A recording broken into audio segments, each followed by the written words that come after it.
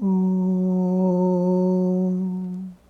Sthapakaya cha dharmasya sarvadharmasvarupine avataravarishthaya Ramakrishna te namaha.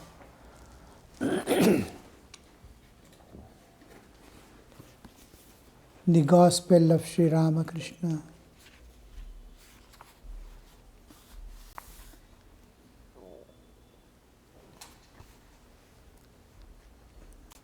The dream story of a devotee and Thakur's insisting on immediately getting the initiation.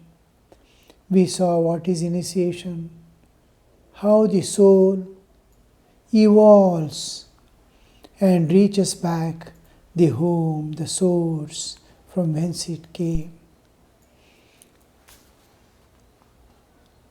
Oh, my hair is standing on end. Please be initiated by a guru as soon as possible. Life goes off. Every moment our life span is decreasing, countdown is going on.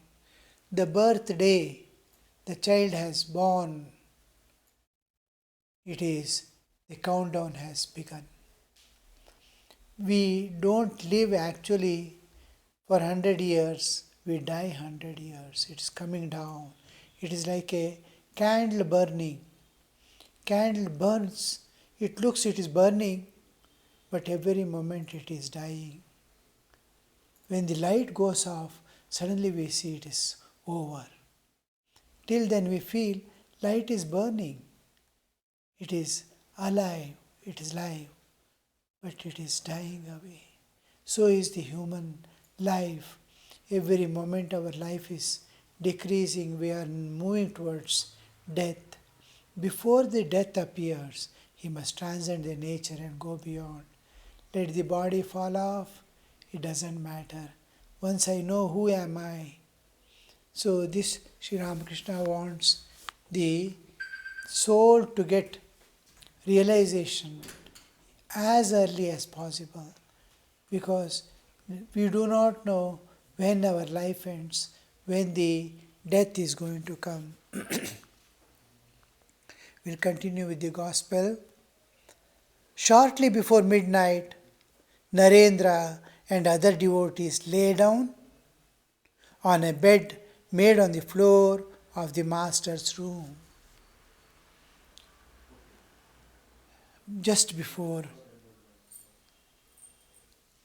Shortly before midnight.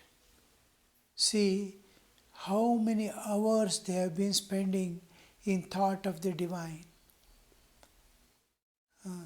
Here they have come to Sri Ramakrishna's place and continuously, as if they have forgotten the body, forgotten their mind, forgotten the place and time. We have to live in that state. Whatever we are seeking in our life, see during student's life, completely devote for student life. Just a little awareness of the divine will make it, because the time is passing and we have to reach.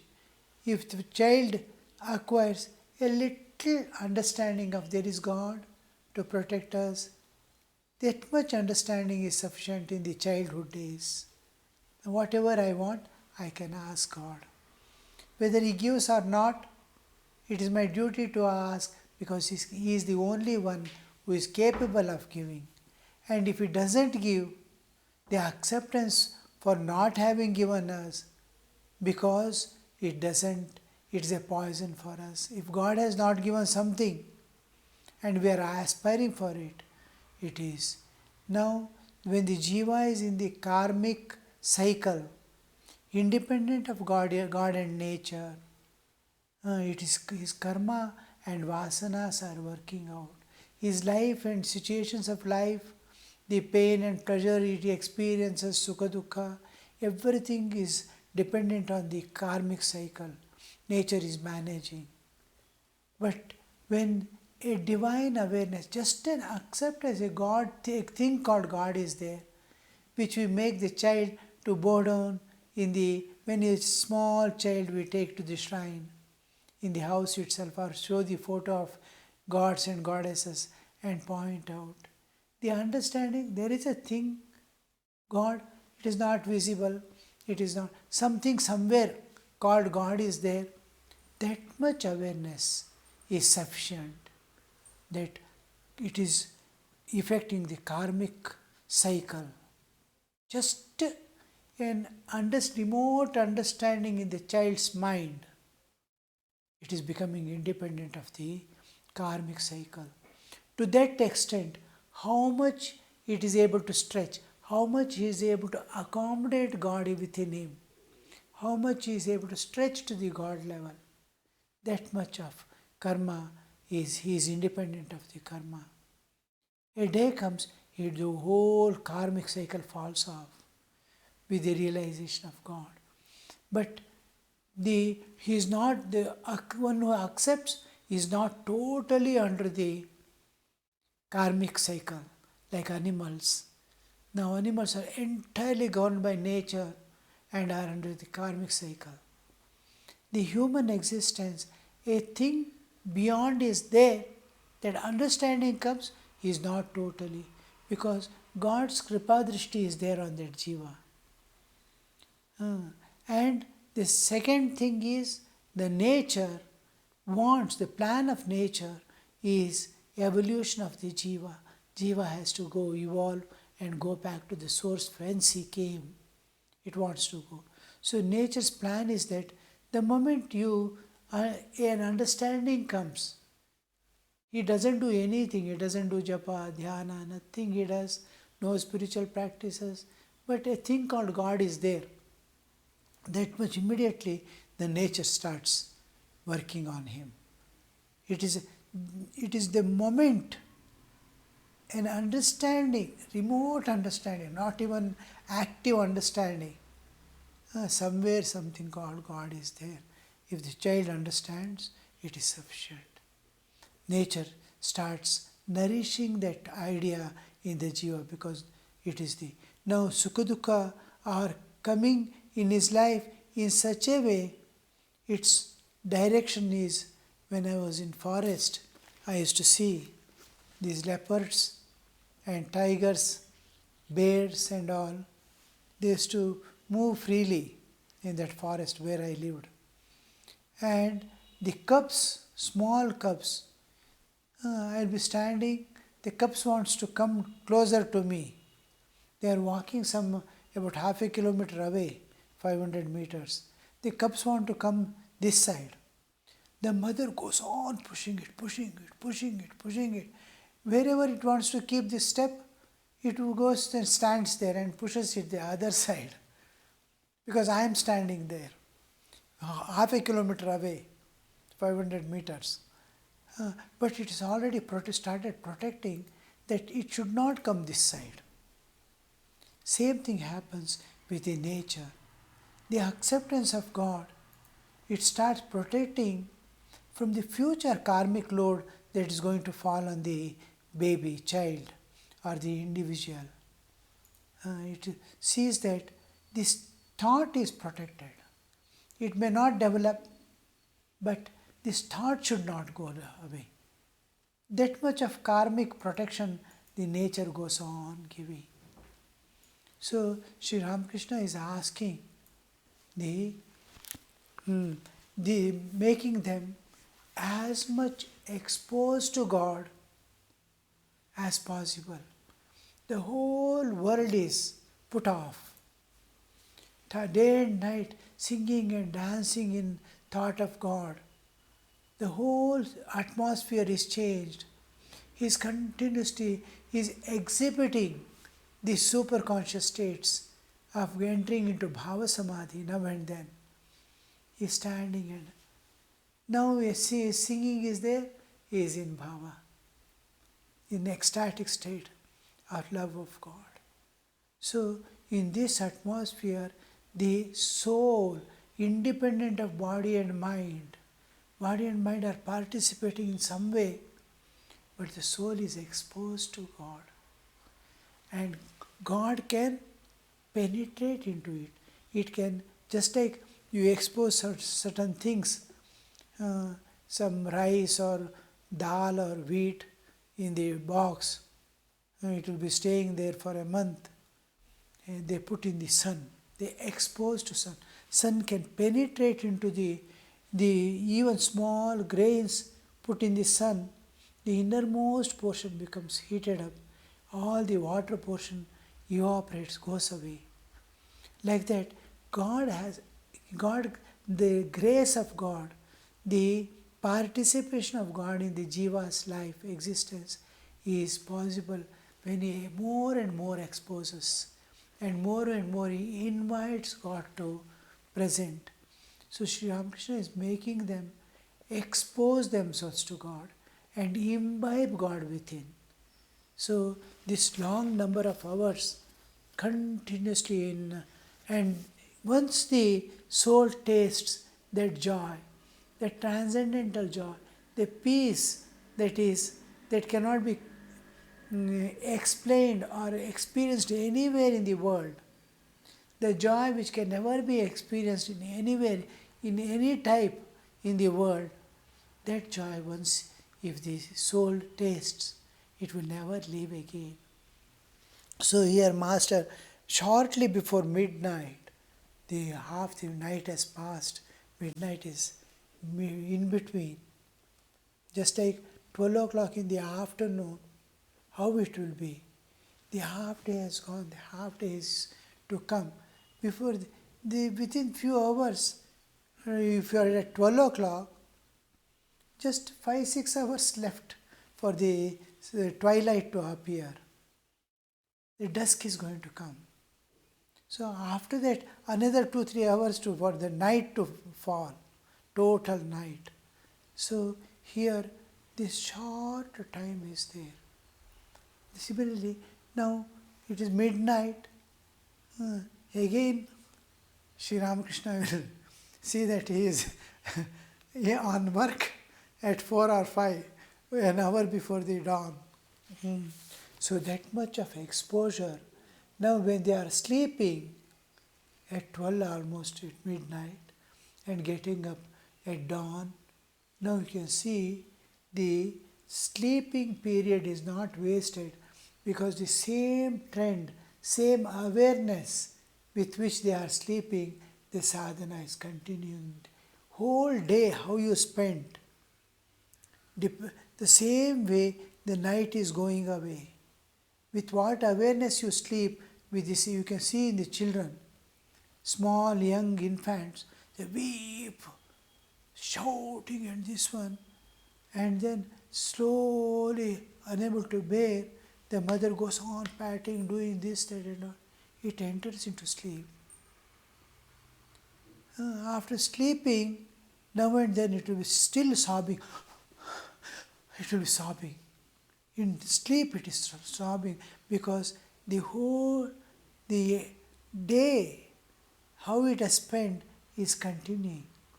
If the child is enjoying milk and this and that and playing, you will see now and then the child in sleep also is smiling and sucking the milk. You can practically see this. Similarly, our awarenesses. In what awareness did I spend my day? The same awareness is going to continue during the night. The night span is not wasted. Though you are asleep, the inner awarenesses of the divine is continuing. Suppose 3 nights, if these people stay, then it will give an effect sufficient for them to survive without spiritual companion, at least for a fortnight. That much of charging is over. Now Sri Ramakrishna is making them. Shortly before midnight, Narendra, other devotees, lay down on a bed made on the floor of the master's room, not somewhere. It is in the Guru's company. Guru is watching. I saw one sadhaka group long before, during my college days. the Guru was teaching them Ashtanga Yoga. After many years of practice, finally they will sit for the Samadhi practice. Many years, maybe 13, 12 years, 13 years, 15 years, 14 years of sadhana, intense sadhana. So much of practices they do, beginning with pranayama, nadi shuddhi and all that. And then I saw them, the Guru has made a underground cellar. There is no windows or anything except an opening at the top. And 4 or 5 people can sit inside for meditation. And they sit for 48 days at a stretch and then Guru will be, day and night he will be sitting at the top. I was surprised. The disciples have to sit there. They will be given 1 glass of tender coconut water in the morning, 1 glass in the evening. No food. For 48 days they survive on that. And then Guru also sitting at the door of that cellar. At the door he is sitting, watching every disciple. How are their mental condition? How is their body condition? How is the soul reacting? What instruction who needs? And now and then he goes and sees how they are meditating, how they are practicing. Individually, one is not aware of the other. Guru is aware of the everything. Guru's presence is so much required. One is for the protection. The external world is such that the vibrations of the external world are sufficient to disturb the mind, and Guru's presence protects the jiva from that external influences. It will not allow any negativity to enter and disturb. Just like mantra kavacha, Guru is giving protection. Another is management of the awareness. His presence is making constant awareness of the divine. It cannot enter into the frivolities of life, here, there, making jokes, spending time here, there, in just a 2 minutes talk, gone away, time is spent. Some unwanted. We saw a few pages before that M is talking, Naren is complaining about the modern students. Thakur comes and says, "Oh, you should not. You are elder. How did you allow them to talk these things?" So this awarenesses, management of awarenesses, to be tuned to the divine. Their body must be tuned to the divine. Their mind must be tuned to the divine. Their heart must be tuned to the divine. Their pranas must be tuned to the divine. And this management is done by the Guru's just presence. Just like the presence of sunshine. Sun, the morning, see the awarenesses. Just sun is shining by itself. The presence is making all things. Now all plants are cooking their food. All people are moving about and trying to gather things what they want. All birds and animals are grazing, and soon as sun sets, they all go back to their nests and places. So this just, it is not instigating or it is not suppressing or nothing. It is sun is shining by itself. All things are going on by just by his presence. So this presence of the Guru acts in that way. So they are sleeping in the Guru's room. Now this is not an ordinary Guru, he is the incarnation of God. And then see, to be asleep there peacefully in the divine awareness, it is like sleeping on the Mother Nature's lap, on the lap of God directly. At dawn, some of the devotees were up. Usually, the night going and day coming, the just appearance of dawn, slightest appearance of dawn is sufficient for many people to be awake and call on God.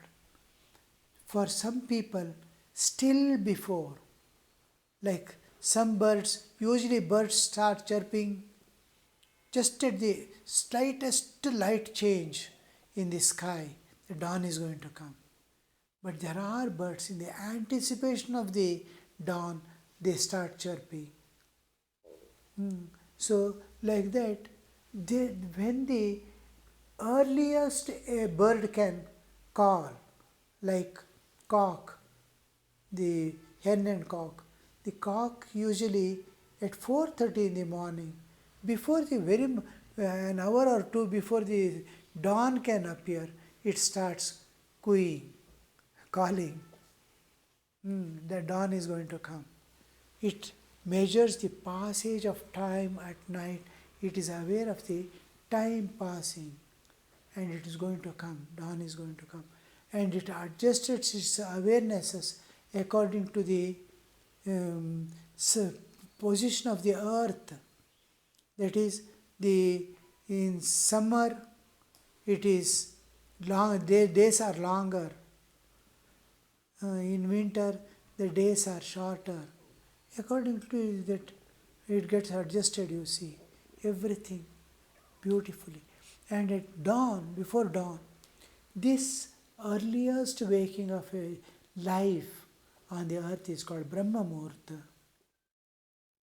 When the awareness of day is coming in some or the other life on the earth.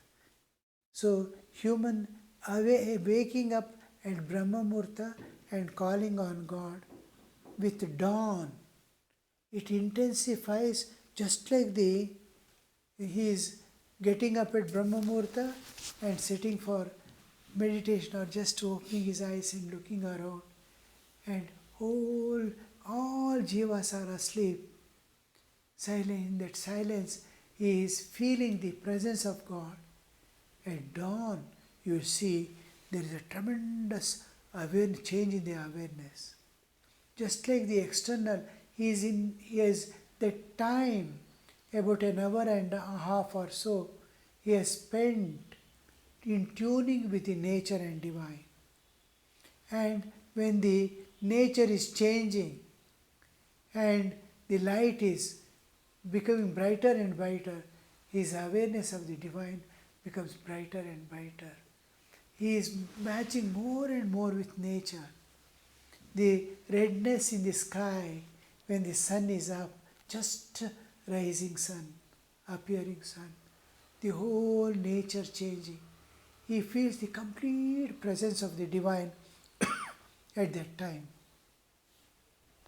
So to feel the divine, they get up at the morning hours, that is at Brahma Muhurta. This is here you see these people at dawn. Some devotees were up.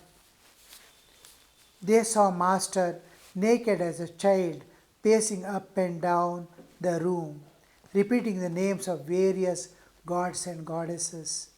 His voice was sweet as nectar. Now he would look at the Ganges, now stop in front of the pictures hanging on the wall and bow down before them, chanting all the while the holy names in his sweet voice. He chanted Veda, Purana, Tantra, Gita, Gayatri, Bhagavata, Bhakta, Bhagavan. Referring to the Gita, he repeated many times, Tagi, Tagi, Tagi. Now and then he would say, O Mother, thou art verily Brahman, and thou art verily Shakti. Thou art Purusha, thou art Prakriti, thou art Virat, thou art the Absolute. Thou dost manifest thyself as the relative. Thou art the verily the 24 cosmic principles. So here we see an important phase. At dawn, some of the devotees were up. They saw the Master naked as a child, pacing and up and down the room. This nakedness, all things have fallen away, and he is as it is, a innocent lad of the nature. You see, in the nature, nothing is covered, no animal is covered, no plant is covered, everything is open. Man alone covers. And this, you see, because of the restrictions of mind, that he wants to protect himself in various ways. Now, the three Yeshanas, Yeshanatraya, Vittayashana, Putrayashana, Lokayashana. The Putrayashana is the Yeshana to have a progeny. Vittayashana to possess wealth and property. Lokayashana, what will people say about me? I want to have that social status. A person comes to Sri Ramakrishna once and says, I want to realize God. He is a man of social status. And Sri Ramakrishna says, really you want to realize God? He says, yes. Remove your clothes and go around the temple one round and come here. He says, I can remove before you, not around the temple. What will people think of me? For him, world is more real than the God. Somebody is ready to give illumination. He is going to become an enlightened Buddha, but he doesn't want to leave the world. He is not going to be there after a few years. He will be totally forgotten, but he cares for the 2 days of life there on the earth. How much that Lokashna is holding him, you can see. When these Yeshanatraya falls off, it reverts back to the childhood. Childhood, he never wanted to wear any clothes. Child was so free. Each time mother would put the clothes, he would take it out and throw away. No, let me be free, let me be free. Now he doesn't want to take out. Now, when it reverts back from all coverings and limitations put on himself, when all they drop off in love of God, in the light of enlightenment, and that is the naked state. This is practiced in Jainism, especially all those who renounce the world. They are either Shwetambaras or Digambaras. Digambaras, they don't wear clothes. I want to be one with nature. I don't want to limit myself in any way. That kind of awareness, that I want to be free, I want to be free. And in our sannyasa time also, when we take sannyasa, we have to go to our Guru and bow down with all clothes, total naked. We go down in the awareness of a child, pure and divine, unlimited. I want to go to the Guru. And then Sashtang Pranam, surrendering at the feet of Guru, he gives us the cloth which represents fire and which represents the earth, redness. We'll continue in the next class. Om Shanti Shanti Shanti Harihi Om Tat Sat Shri Ramakrishna Arpanamastu.